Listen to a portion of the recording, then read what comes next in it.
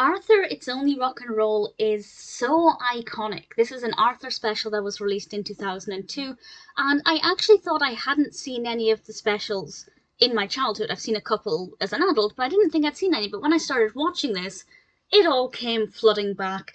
And I have to say, I probably enjoyed it more now as an adult because I liked the Backstreet Boys. When I was younger, I wasn't really that into them.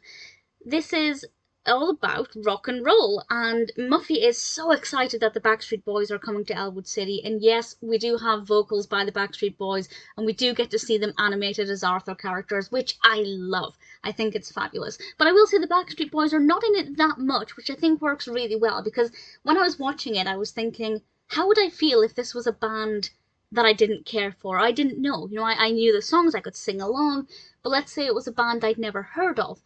Those scenes wouldn't be that interesting, but they're not in it so much that I wouldn't be able to enjoy the episode. So I think they've got the balance there spot on. Muffy's overexcited about this. Francine says that they're just sellouts who will do anything to make money, and that music should be about the joy of making money, of making music rather than making money. And she decides to form a band with some interesting people. I won't spoil it in case you haven't seen it. It might be in the thumbnail. If it is, I apologise.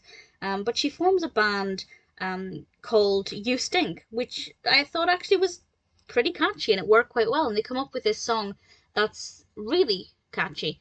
I will say, I was going to name them, the lead singer does an audition, and honestly I thought the performance was terrible, but actually in the song it's really good. But they get really successful, and they are steering towards the direction of being sellouts in Francine's eyes, and Francine's going to take some drastic action to try and get things to go her way. And honestly, I think it's really good fun. And the music in it is really catchy. I think that was obviously paramount since there's a lot of music in it. And the characters they chose to be in the band, the keyboard player, if you'd asked me to name the characters, which if you haven't seen this, have a go and name which characters you think were in the band.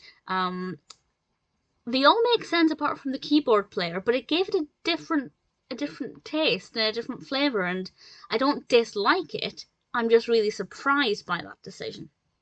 And we also have a rival band being created, which I feel like was padding. It felt a bit more like fluff than anything else, but I didn't mind it too much. But the main narrative I thought was really effective. It provides different opinions and different approaches to music and the experiences for different people. And Francine has to learn a few things as well.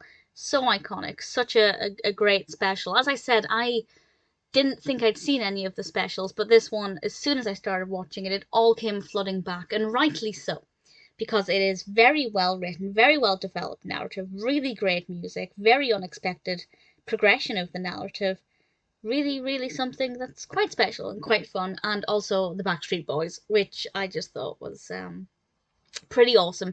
Definitely a pretty special.